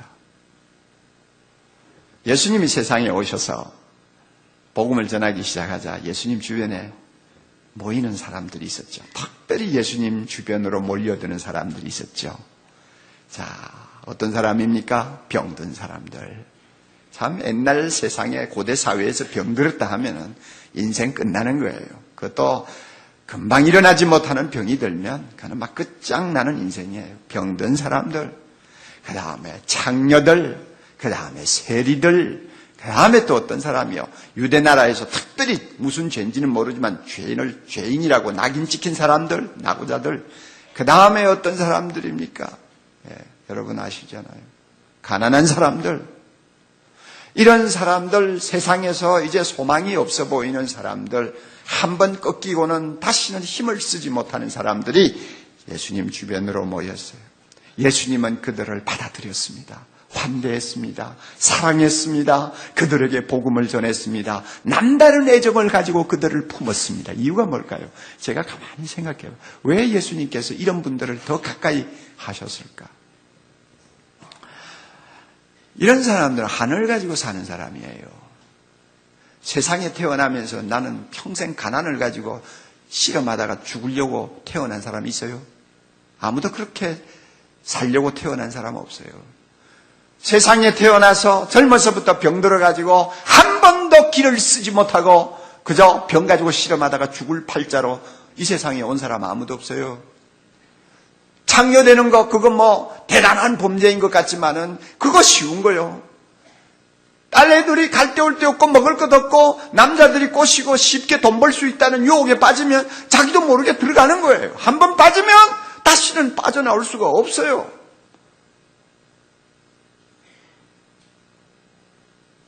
이런 사람들은 세상에서 한을 품고 사는 사람들인데 세상에 이렇게 사는 것도 원통하니라니요. 원통하죠. 원통하죠. 예수님이 찾아갔던 38년 동안 중풍병으로 누워있는 베데스다 목가의 환자, 그렇게 38년, 40년, 50년을 살다가 죽어서도 지옥을 간다. 여러분은 얼마나 원통한 인생이에요. 일곱 귀신이 들려가지고 사람 대접 못 받고 길거리를 헛소리하면서 돌아다니던 막달라 마리아, 예수님이 왜 꽂혀 죽겠어요? 만약에 그런 귀신 들린 모습으로 평생을 살다가 죽었는데 자기 죄값을 지고 또 지옥으로 간다. 여러분 상상할 수 있어요? 그만큼 억울한 일이 천하에 어디 있어요? 부잣집 문간에서 굴러나오는 쓰레기를 뒤지면서 살던 거지 나사로 죽었는데 또 지옥 가서 죄값을 받는다. 여러분 상상할 수 있어요? 그런 원통한 일이 천하에 어디 있어요? 그러기에 이런 사람을 주님께서 먼저 부르신 거예요. 이 세상에서는 비록 한을 품고 살고 참 어떤 때는 누구 탓인지도 모르고 원통한 가슴을 쓸어내리며 눈물을 흘리고 살지만 저 나라에 가서는 누구보다도 세상의 고생 꿈에 본듯 잊어버리고 떳떳하게 정말로 해와 같이 밝은 얼굴로 사는 사람 만들고 싶어. 주님께서 그들에게 복음 먼저 전한 거예요. 우리 사랑의 교회 초창기에 전설적인 인물로 남아있는 이수정 집사 같은 경우도 마찬가지 아닙니까? 아시는 분은 아시고 모르시는 분은 모르시겠지만은 초등학교 나이 때 부모가 이혼했어요. 세상 아무것도 모르고 있는 애 둘 놓고 부모가 이혼해 갈라지고 애들을 내버렸어요. 어디를 갑니까? 그래서 남의 집을 돌면서 어린 나이에 벌써 식모일을 하면서 세상을 살다가 나이가 차니까 어떤 장애를 가진 남자하고 결혼하게 됐죠. 그래서 그곳에서 비로소 조그마한 행복이라도 발견을 하고 그것으로 마음을 위로하고 살고 있는데 시어머니가 쫓아내버렸어요. 나는 장애를 가진 남자하고도 살 자격이 없는 여자구나. 생각하니 살 맛이 하나도 없어요. 양잿물을 먹고 자살했습니다. 어쩌다가 사람들에게 들켜가지고 메디컬 센터에 실려갔는데 겨우 생명을 살렸지만 식도가 양잿물에 다 타가지고 음식을 제대로 먹을 수 없는 사람이 되어버렸어요. 그리고 나서 죽지 못한 팔자 남의 집을 전전하면서 평생 15년이 넘도록 구정물에 손 담그고 부엌을 벗어나지 못하고 살았어요. 어느 날 극동방송에서 나오는 복음의 메시지를 듣고 그가 주님을 만났습니다. 주님을 만난 예수님이 그 마음에 들어오셔서 예수님이 그 마음을 소유하시니까 주님의 넓은 품이 그 외로운 자매를 끌어안으니까 얼굴이 달라져요. 사람이 달라져요. 생각이 달라져. 감정이 달라져. 자기도 모르게 설거지하면서 찬송하는 사람으로 바뀌어버렸어요. 그러다가 사랑의 교회 시작하자마자 우리 교회에 들어와서 신앙생활 3년을 했습니다. 주일마다 떡을 해가지고 저 강남병원에 가서 자기처럼 의지할 곳 없는 환자들 찾아다니면서 위로하고 격려하는 생활을 계속했어요. 너무나 나중에는 몸이 아파가지고 병원을 갔다가 아픈 몸을 끌고 목사집을 찾아왔다가 제 품에 안겨서 하나님 나라 가버렸어요. 세상에 이런 여자가 어디 있어요? 그런데 여러분 한번 보세요. 누가 태어날 때부터 그런 팔자로 세상을 살겠다고 태어나는 사람이 있어요? 만약에 그런 자매가 이 세상에서 그 꼴로 살다가 아무도 복음 전해주는 사람이 없어가지고 또 저 세상에 가서도 자기 죄를 짊어지고 저주를 받는다고 하면 세상에 그만큼 원통한 일이 천하에 어디 있어요? 여러분 눈높이를 낮추어 보세요. 우리 주변에 이런 사람이 참 많습니다. 너무나 많으세요.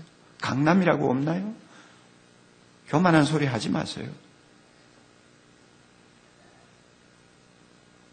이런 사람을 우리는 구원해서 그리스도의 복음으로 새로운 삶을 소개해 줘야 합니다. 또 우리 주변에는 이런 사람들이 있습니다. 지금 우리가 당장 복음을 전하지 아니하면 너무 아까운 사람들이 있어요. 너무 아까워요. 여러분 우리 세상을 살다 보면 참 남보다 먼저 성공한 사람들 있고요. 참 유난히 머리가 뛰어나서 앞서 달려가는 사람도 있고요. 참 타고날 때부터 무슨 복이 많았는지 부모 잘 만나가지고 막 쌓아놓고 사는 사람들도 있고요. 한 번 죽고 두 번 죽고 예수님이 재림을 3번 하셔도 다 쓰지 못할 재산을 쌓아놓고 돈을 어떻게 써야 될지 모르고 사는 사람들도 있고 우리 주변에 나로라 하는 사람들 너무 많잖아요. 예? 너무 많잖아요. 이런 사람들 그래서 진정한 삶의 목적도 모르고 삶의 의미도 모르고 내가 누구를 위해 살아야 되는지도 알지 못하는 캄캄한 무지 속에 갇혀서 하찮은 것들의 꽃과 같이 금방 있다가 없어질 것 죽으면 아무것도 가지고 가지도 못할 것들을 가지고 자기를 치장하고 포장해서 마치 자기는 세상에서 가장 행복하고 성공한 사람처럼 허세를 부리는 사람들. 참 아깝지 않아요. 저런 사람이 예수를 믿으면 하나님의 나라를 위해서 참 뭔가 할 수 있을 텐데 하는 생각을 우리 가끔 합니다. 동전 부입을 하나님 앞에 헌금할 수 있는 가난한 가부보다도 몇십억을 보복 주님의 나라를 위해서 바칠 수 있는 사람이 예수 믿고 헌신한다면 더 큰 일 할 수 있죠. 그렇잖아요. 우리 주변에 이런 사람 많아요. 우리 OM 선교사 가운데서 최종상 선교사라고 하는 참 훌륭한 선교사가 있습니다. OM 선교사 다 훌륭하고 다 참 자랑스럽고 참 머리가 숙여지는 선교사들입니다만은 제가 그 선교회 한국 이사장으로 있기 때문에 너무 잘 알고 있죠. 그런데 이 최종상 선교사는 특별히 우리에게 감동을 많이 주는 친구입니다. 20대에 둘러서선을 타고 7년이 넘도록 배를 타고 세계를 다니면서 복음을 전하고 나중에는 런던 바이블 칼리지에서 그렇게 취득하기 어려운 철학 박사 학위를 취득하고 그 다음에는 너무 그 과정이 잘 되니까 누가 시기를 해가지고 영국 정부에다가 투서를 넣어서 비자가 완전히 막 없어지는 통에 가도도 못해가지고 영국 사람들이 부호들이 사는 동네에 들어가서 한 가정 배를 눌려가면서 전도해서 개척교회 영국인을 위한 개척교회를 했잖아요. 이스트 베리에서 개척교회를 해가지고 불과 2, 3년 사이에 100명이 넘는 교회를 만들어서 영국에 기적이 일어났어요. 그럼 거기에 평안하게 그들이 돈이 많으니까 돈을 모아가지고 목사 사택도 고급 사택을 사줬어요. 그거 편안하게 살면 될 텐데 둘러서선 350명의 선교사들이 타고 다니는 그 배의 최고 책임자 단장으로 그가 임명을 받자 자녀들 영국에 떼놓고 부부가 50이 다 된 나이에 또 배를 타기 위해서 며칠 전에 단장으로 승선을 했어요. 자, 복음을 위해서 이렇게 헌신하는 놀라운 사람들이 있어요. 그런데 막상 그 배에 가보니까 자동차가 한 대도 없는 거예요. 배가 항구에 정박하면 350명의 선교사들이 나누어 타고 이곳저곳을 다니면서 복음을 전할 수 있는 기동력이 좋아야 되잖아요. 그래서 그동안 배를 몇 대 가지고 있었는데 그거 다 남이 쓰다가 그거에 고물된 거 기증해 주는 거 받아가지고 그저 썼는데 하도 고장이 잘 나니까 아예 선교사 중에 한 5명은 맨날 밴 고치는데 그냥 전속으로 밴 수리공으로 그냥 붙어 있었대요. 참 얼마나 기가 막혀요. 그 밴 한 대 그저 한 2,500에서 한 3,000만 원 가는데요. 그런데 그것도 이제는 폐차가 돼가지고 자기가 배를 타고 보니 한 대도 없는 거예요. 그래서 너무 안타까워 고민하다가 2달 전에 한국에 와가지고 현대 자동차에다가 오퍼를 했어요. 우리에게 배가 2대인데 둘러스 로고스 2대인데 둘 다 지금 자동차가 없다. 16대 밴만 좀 우리에게 달라. 그러면 한 배에 8대씩 갈라서 우리가 쓰겠다. 그런데 우리는 공짜로 달라는 거 아니다. 여러분들이 밴을 현대자동차가 주면 그 자동차에 현대자동차 로고를 그리고 막 선전문을 그려가지고 항구마다 다니면서 현대자동차 PR을 우리가 해준다. 이거는 엄청난 PR이니까 절대 현대자동차가 손해보는 거 아니다. 이래가지고 오퍼를 했어요. 했는데 그만 딱지 맞았어요. 그래가지고 이 선교사가 너무 막 그냥 실망을 해가지고 돌아갔네요. 그래 내가 그 이야기를 듣고 현대자동차 오너가 누군지는 모르지만 조금 얼굴은 알지만 하여튼 저런 사람이 예수 믿고 정말로 하나님의 영광과 꿈을 위해서 비전을 위해 산다면 얼마나 놀라운 일이 일어날까 참 아깝다 하는 생각이 나는 거예요. 그래서 내가 그 말을 듣고 한국 이사장으로서 너무 답답해가지고 우리 일랜드에 박성수 회장하고도 인원하고 또 우리 교회 집사님들 몇 분하고도 인원하고 인원해가지고 16대는 못 만들어주고 최종상 선교사가 타는 둘러스에만 쓸 수 있는 8대 그것도 도요타 밴을 딱 8대 만들어가지고 벌써 배 안에 실었어요. 그래가지고 막 그냥 선교사들이 축제가 벌어졌어요. 둘러서 선교 역사 40년 역사에 세차 밴을 8대를 기증받은 역사가 없대 지금까지. 그래서 한국교회 대단하다 이런 생각을 하는 거예요. 여러분 예수님은 이런 부자들 잘난 사람들 똑똑한 사람들 권세 있는 사람들이 참 구원받기가 어렵다고 이미 말씀하셨어요. 뭐라고 하셨어요? 부자가 천국 들어가는 것이 낙타가 바늘기로 나가는 것보다 더 어렵다. 제자들이 이거 틀렸네요. 그랬더니 아니야, 틀린 게 아니야. 사람으로는 못하는 일이지. 그러나 하나님은 하실 수 있어. 하나님은 하신다. 하나님은 하신다. 그러니까 세상에서 똑똑한 사람, 잘난 사람, 권세 있는 사람, 돈 많은 사람 우리 비껴가면 안 돼요. 그들에게도 복음 전해야 돼요. 너무 아깝잖아요. 예? 이렇게 우리 주변에는 복음을 전해야 될 분들이 참 여러 부류의 사람들이 많이 있습니다. 그런데 한 가지 우리가 꼭 알아둘 것이 있습니다. 그것이 뭐냐 하면은 복음을 전하는 데는 희생이 따른다는 것입니다. 하나님은 복음, 기쁜 소식, 정말 기쁜 소식이라고 말씀을 하시는데 사실은 사람들은 그걸 기쁜 소식으로 받습니까? 안 받습니까? 안 받습니다. 세상에서 듣기 싫은 소리예요. 예? 저도 지금 태신자를 지금 놓고 지금 막 접촉을 하고 하는데 그에 싹시 노래요. 어느 중소기업의 사장인데요. 싹시 노래요. 뭐 처음에는 좀 들을 것 같더니 싹시 지금 노래요. 그 자부가 우리 교회에 나오는데 자부하고 지금 양동작전을 하는데도 좀 소망이 별로 없어요. 아, 듣기 싫은 거예요. 그게 무슨 기쁜 소식이냐 그 말이에요. 그 왜 그러냐면 우리의 영혼이 그만큼 어두워 있는 것입니다. 어두워 있으니까 기쁜 소식을 슬픈 소식으로 생각하고 있고 슬픈 소식을 기쁜 소식으로 받는 이런 가치관의 전도가 오늘날 사람들에게 중병으로 지금 중병으로 남아있잖아요. 그러니까 우리는 기쁘다고 전하는데 듣는 사람은 싫은 소리예요. 그러니까 결국은 전도하는 사람을 대적하게 되고 핍박하고 심하면 죽입니다. 세계 도처에 지금도 복음 전하다가 생명을 빼앗기는 사람들이 얼마나 많은지 모릅니다. 북한을 위시해서 중공을 위시해서 저 이슬람권에 가면 저 아프리카에 가면요. 오늘 얼마나 많은 사람이 소리 없이 이름 없이 주님의 복음을 왜 죽는지 몰라요. 그만큼 핍박받아요. 여러분 29절 한번 보세요. 29절 예수께서 가라사대 내가 진실로 너희에게 이르노니 다 같이요. 나와 및 복음을 위하여 집이나 형제나 자매나 어미나 아비나 자식이나 전토를 벌인 자는 부인이 없네요. 부인은 도망가고 없어요 지금요. 부인이 없어.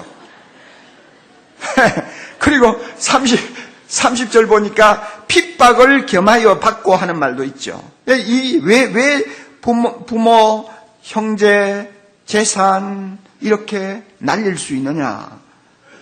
전도는요 생명을 살리는 일이기 때문에 희생이 따르지 않으면 그 일을 할 수가 없습니다. 하나로의 밀알이 땅에 떨어져 죽지 아니하면 많은 열매를 맺을 수 없다고 말씀하신 것처럼 희생 없이는 안 되는 거예요. 어떤 경우는 재산도 날려요. 어떤 때는 가족을 다 잃을 때도 있어요.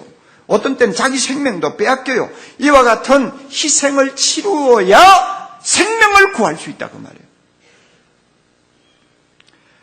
130여 년 전 한반도 은둔의 나라에 복음을 전하려고 20대 젊은 나이로 상선을 타고 대동강을 거슬러 올라갔던 토마스 선교사가 강가에 끌려 나와 또 키에 목이 날아가는 그런 참 비참한 최후를 마쳤는데 그가 흘린 그 피가 오늘의 한국교회 놀라운 성장 아닙니까?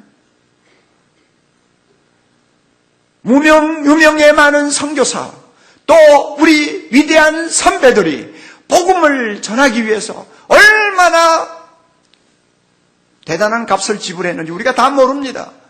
부인이 예수를 먼저 믿고 주님을 마음에 모시고 나니 그 기쁨을 감당하지 못해서 겁도 없이 시아버지에게 전도하고 시어머니에게 전도하고 겁도 없이 시댁에 대해서 예수 믿으라고 하다가 나중에는 머리가 빡빡 깎이고 나중에는 집안에서 쫓겨나고 사람 대우 못 받고 평생을 고생하다가 죽은 여인들도 한두 명이 아닙니다. 이런 희생을 치루었기 때문에 오늘날 한국교회가 있는 거예요. 이 사실을 잊지 마세요. 대각성 전도집에 복음 전하러 왔는데 어서 오십시오. 무슨 커피 드릴까요? 날마다 이렇게 대우받으면서 전도할 생각하지 마세요. 고생할 까고 희생할 까고 하고 전도하세요. 멸시도 받을 각오하고 전도하세요. 그런데 참 놀라운 사실이 또 하나 있어요. 이렇게 희생을 하면서 복음을 전하는 자에게 하나님 예수님께서 기가 막힌 보상을 하신다는 겁니다. 여러분 30절 좀 볼까요? 정말 어려운 말씀입니다. 잘 보세요. 이렇게 아비나 자식이나 전토를 다 버리고 희생하는 사람은 금세에 있어서 이 세상에서 잃어버린 집과 형제와 자매와 모친과 자식과 전토를 몇 배로 받아요? 100배로 받대. 뭐 핍박도 가끔 받지만 100배로 받는다. 우리가 관심을 갖는 건 100배로 받는 거예요. 그리고 내세에 영생을 얻지 못할 자가 없느니라. 내세에 가서 뭐 영생을 얻고 구원받는 거. 전도를 그렇게 열심히 하는 사람이 구원을 못 받을 리가 있나. 이거는 뭐 따놓은 단상인데, 이거는 뭐 별로 신경, 대단하게 보이지 않아요. 그런데 우리의 관심을 끄는 거는 금세의 집과 형제와 자매와 모친과 자식과 전도를 100배나 받는다. 이거 어디 투자해가지고 100배를 받습니까, 요새? 아무리 뭐 부동산 투기를 해도 100배를 받는 사람이 누가 있어요? 이 말씀이 무슨 말씀인가? 예수님이 거짓말 하실 리가 없는데, 그렇잖아요. 그런데 실제로 이대로 일어나지를 않거든요. 바울이 그렇게 모든 것을 다 희생하고 복음을 위해서 살았지만 그가 뭐 100배 받았다는 기록이 없어요. 우리나라의 최건능 목사님처럼 그렇게 밤이나 추나 추동, 추위나 더위나 비가 오나 날마다 길에 나가서 예수 천당하고 외치면서 많은 교회 개척하고 많은 사람을 구원한 위대한 전도자도 그 자손이 100배를 받았다는 말이 없더라고요. 이 무슨 말씀인가? 이 말씀은 굉장히 차원이 깊은 것입니다. 몇 마디 말로 다 설명을 할 수 없는 어려운 말씀이기도 하지만은 무궁무진한 무언가를 담고 있는 말씀입니다. 그러므로 오늘 제가 이 본문을 완벽하게 해석한다고 여러분 생각지 마세요. 저도 제가 깨달은 부분만 이야기하는 거예요. 한 부분만 말씀할게요.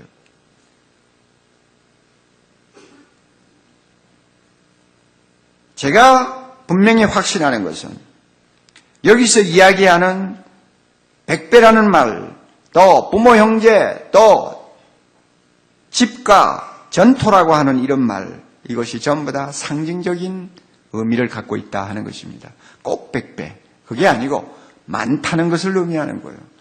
또 부모, 형제, 전토, 집, 이것은 우리가 복음을 전하기 위해서 희생할 수 있는 내용들을 포괄적으로 의미하는 말이다. 저는 그렇게 받아들입니다.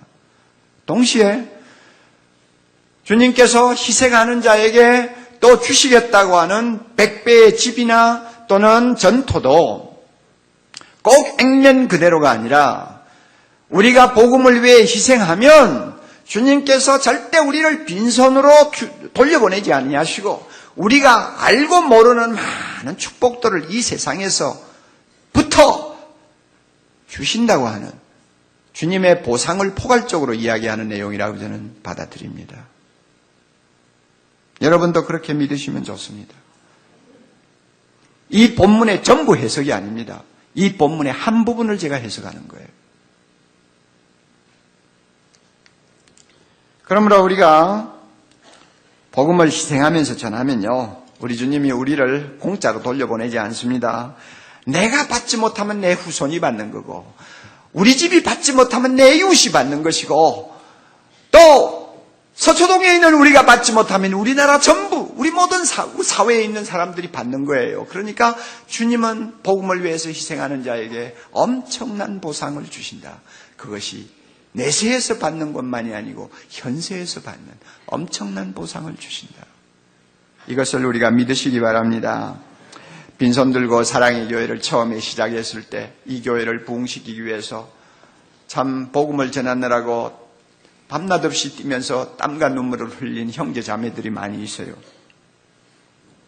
그들이 바친 시간, 또 자기는 전세 살면서 교회를 위하여 필요할 때마다 거금의 헌금을 내놓으면서 헌신한 아름다운 형제 자매들, 아무도 지금 기억해 주지 않고 있습니다. 그런 분들이 많지요. 그러나 오늘 25년이 지난 다음에 돌아보세요. 그분들이 복음을 위해서 희생한 그 모든 것에 대해서 하나님이 몇 배로 축복하셨을까? 어떻게 100배라는 말을 가지고 우리가 설명을 할 수 있습니까? 이 교회를 통하여 구원받은 사람이 얼마나 되며, 이 교회를 통하여 가정이 치유된 경우가 얼마나 되며, 이 교회를 통하여 자녀들을 반듯하게 교육할 수 있는 축복을 누린 가정이 얼마나 되며, 이 교회를 통하여 인생의 목표와 자신의 소명감을 회복하고 인생을 정말로 신나게 사는 사람들이 몇 명이나 되며, 이 교회를 통하여 하나님께서 얼마나 많은 사람을 범죄의 구덩이에서 끌어냈는지 우리 다 모르잖아요. 뿐만 아니라 사랑의 교회를 통해서 간접적으로 직접적으로 한국교회에 끼친 영향, 이민교회에 끼친 영향, 세계교회에 끼친 영향을 우리가 저울에 달아본다면 100배라는 말로 가지고 어떻게 설명을 합니까? 여러분 그렇잖아요. 주님은 절대 거짓말 안 하세요. 우리가 좀 눈을 크게 뜨고 세계 역사를 한번 봅시다. 여러분 역사상 기독교만큼 세계 문명을 발전시키는 종교가 있습니까? 인간의 권리를 신장시키고 사람을 사람답게 만드는 사회를 이룩하는 데 있어서 결정적인 가치관, 결정적인 사상, 결정적인 법을 제공한 종교가 어디 있습니까? 기독교 아니에요. 복음을 전하는 자들이 들어가는 곳마다 이 사회가 달라졌어요. 세계가 달라지고 문명이 바뀌었어요.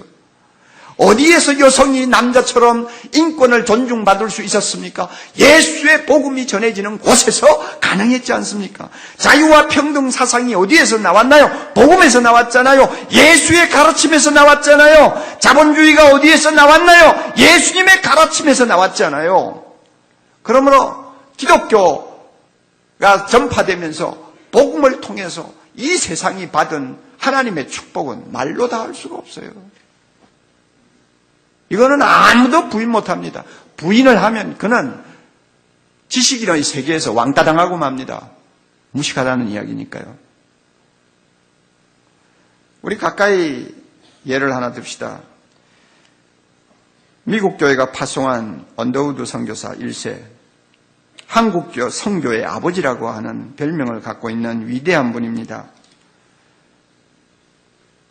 언더우드나 아펜셀러나 이런 분들의 이름을 잊어버리면 안 되죠, 여러분. 아무리 교회사를 배우지 않았다 할지라도 잊어버리면 안 됩니다. 언더우드가 한 번은 이런 이야기를 들었어요.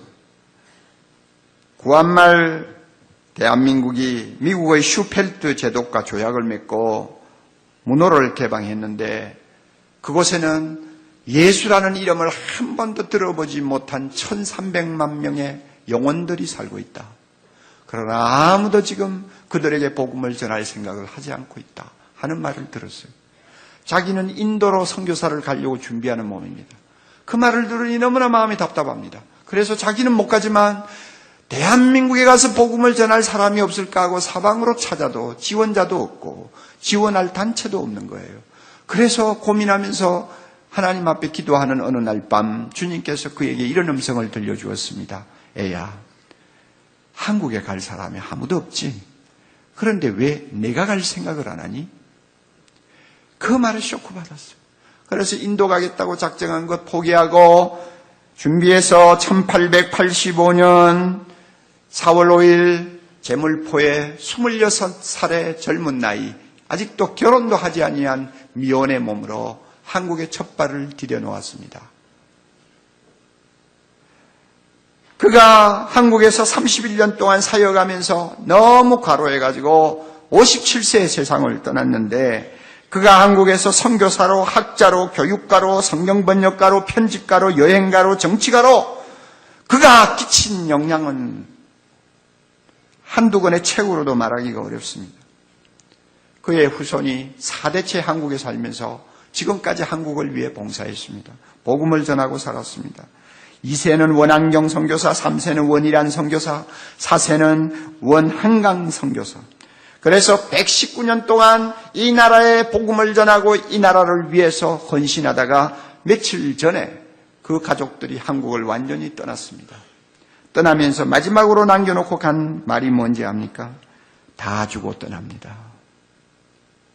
다 주고 떠납니다. 다 주고 떠납니다. 그래서 이 한 가정이 100년이 넘도록 한국을 위해서 다 주고 희생하고 떠나는 그 덕분에 오늘날 한국이 여러분 받아 누리는 축복, 이걸 무엇으로 다 설명을 할 수가 있습니까? 여러분 한번 냉정하게 생각해 보세요. 언더우드 선교사만 아니에요. 우리가 모르는 많은 무명의 선교사들, 우리 위대한 선배 전도자들, 그들을 통해서 이 땅에 복음이 증거된 덕분에 오늘날 이 나라가 누리는 축복이 어느 정도인지 우리가 어떻게 다 이야기를 할 수 있습니까? 이 나라가 가난에서 벗어난 이유가 어디 있습니까? 여러분, 이 나라가 불교와 문화의 그 혹독한 거짓된 사상과 종교 밑에서 신음하다가 이 백성들이 빛을 본 덕분, 저 이유가 어디에 있습니까? 솔직하게 우리가 말할 수 있잖아요. 여자들이 그 천한 자리에서 고개를 들고 소리를 낼 수 있었던 이유가 뭡니까? 나라를 빼앗기고 매일 술을 가지고 그냥 자푸자기하고 살던 젊은이들이 소망을 가지고 일어나게 만든 원동력이 어디에서 나왔습니까? 오늘날 세계를 다녀보면 그래도 모든 세계 사람들이 우리를 멸시하지 아니하고 인간 대우하고 나라 대우할 수 있을 만큼 이 나라가 이만큼 세워진 그 밑바닥의 뿌리가 어디에 있습니까? 기독교 아니에요? 복음이 전해졌기 때문에 그렇지 않습니까? 만약에 우리나라가 지금처럼 미얀마와 태국처럼 불교가 지배하는 나라가 되어 있다면 오늘날 우리나라 모습이 어떤 모습일 것 같아요? 하나님께서 100배를 주신다고 하셨는데요. 그 말은 사실 굉장히 적게 표현한 말입니다. 100배가 뭡니까? 예? 여러분, 우리도 복음을 희생하면서 열심히 전하면 내가 받을 수도 있고 내 후손이 받을 수도 있고 우리 이웃이, 이 나라가, 세계가 하나님의 복을 받을 수 있다고 하는 사실을 믿으시기를 바랍니다. 이런 확신이 없이는 우리는 복음을 열심히 전할 수가 없습니다. 지금 하나님께서는 감사하게도 이 나라를 아직도 복음의 황금기에 지금 머물게 하고 있습니다. 구원의 문을 활짝 열어놓으시고 지금은 은혜 받을 때요, 지금은 구원의 날이라고 말씀하시면서 누구든지 예수 믿고 돌아올 수 있도록 기회를 주고 계십니다. 이 기회를 우리가 놓치면 안 됩니다. 이 기회를 놓치면 안 됩니다. 너무 불쌍한 자가 없도록, 너무 억울한 자가 없도록, 너무 아까운 자가 없도록 우리는 복음을 힘있게 전해야 합니다. 자네스 듀운이라고 하는 사람이 쓴 남미 탐정의 이야기가 있어요. 300여 년 전에 스페인 선원들이 남미 대륙을 탐험해가지고 발견을 할 당시인데 이제 그들이 탄 범선이 아마존강을 들어섰습니다. 그런데 몇 달 동안 대서양에서 죽을 고생하면서 항해를 해왔다가 이제 아마존강을 들어섰는데 얼마나 강폭이 넓은지 끝이 안 보이니까 아직도 자기들은 대서양에 떠 있는 줄 알았어요. 그래가지고 물이 떨어졌습니다. 식수가 떨어져가지고 선원들 가운데서는 혀를 깨물고 목이 말라가지고 지금 죽는 사람들이 자꾸 속출해요. 그런데도 자기들은 대서양에 떠 있기 때문에 밑에 바닷물을 퍼올려서 마실 수가 없다고 생각한 거예요. 그래가 몇 사람이 희생당했어요. 만약에 여러분 한번 생각해 보세요. 그때 어떤 사람이 두레박을 내려가지고 아마존 강물을 퍼올려서 한번 마셔보고 와, 이거 바닷물이 아니고 밀물이야, 마셔 하고 소리를 쳤더라면은 그 죽을 사람이 안 죽었죠. 그렇잖아요. 오늘날 우리 한국은 하나님이 너무 은혜를 주셔서 복음의 아마존강 위에 떠 있는 배와 같습니다. 한 집 건너 교회예요. 많은 사람이 성경 찬송 끼고 다녀요. 우리가 복음을 전한다고 해서 누구 하나 경찰관 부르는 사람 없어요. 모르겠어요. 또 파출소에 고발하는 학생들이 있을지는 모르지만 아직은 얼마든지 복음 전할 수 있는 자유로운 시대입니다. 그리고 사람들은 완악해졌다, 교회는 부흥 안 된다 해도요, 천만에요. 우리가 정말 성령의 능력을 잊고 진지하게 전하기만 하면 지금도 복음을 사모하고 갈증을 느끼는 영혼들이 얼마든지 있습니다. 전하기만 하면 돼요. 아마존 강물을 퍼올리듯이 우리가 복음의 강수를 퍼올려서 그들에게 주기만 하면 그들이 예수 믿고 돌아올 수 있는 놀라운 축복의 때에 우리가 살고 있습니다. 여러분, 오늘 이 나라가 얼마나 어렵습니까? 솔직한 심정으로 잠이 안 오죠. 저는 대통령을 위해서, 이 나라 집권자들을 위해서 이렇게 기도해 본 일이 없어요. 과거에 유신 때도 기도 안 했어요. 이렇게 지금처럼 기도해 본 일이 없어요. 자냐 우냐가 문제가 아니에요. 어디나 자가 있고 어디나 우가 있을 수 있고 어디나 정이 있고 어디나 반이 있을 수 있는 거예요. 그러나 중요한 것은 이것을 합으로 만들어서 국민을 통합시키고 이끌어가는 리더십입니다. 그런데 이 리더십이 지금 실종되고 없지 않아요. 유가가 70선을 바라보고 치솟는다는 소문들이 도는 판국에도 나라가 어디로 가는지도 우리는 모르고 있잖아요. 기름 아낄 생각도 안 하잖아요. 전기 아낄 생각도 안 하잖아요. 단풍 구경 갈 생각만 하고 있잖아요. 전부 다 정신 빠진 인간들. 그렇다고 뭐 단풍 구경 가는 게 잘못됐다는 말 아니에요. 답답하다는 말이에요. 답답하다는 말이에요. 자, 이럴 때 우리가 우리 나라를 위해서 불쌍한 우리 후손들을 위해서 해줄 수 있는 가장 절실하고 중요하고 값진 일은 예수 전하는 것입니다. 이게 기본입니다. 아무리 교회가 부패하고 아무리 썩은 냄새가 난다고 해도 그거는 사람이 잘못해서 그렇게 된 것이지 교회 자체가 부패한 거 아니에요. 복음이 잘못된 거 아니에요. 우리가 복음을 바로만 전하면 이 나라가 이 후손들이 100배 이상의 축복을 받을 수 있는 길이 열립니다. 우리가 이 일을 해야 됩니다. 이 일을 해야 됩니다. 이번 대각성 전도 집회 때 우리 모두를 주님이 사용하셔서 영광스러운 일을 이루시고 하나님 홀로 경배와 찬양을 받으시는 귀한 기회가 될 수 있기를 바랍니다. 여러분에게도 큰 축복이 임하는 기회가 될 수 있기를 바랍니다. 다 같이 기도하십시다.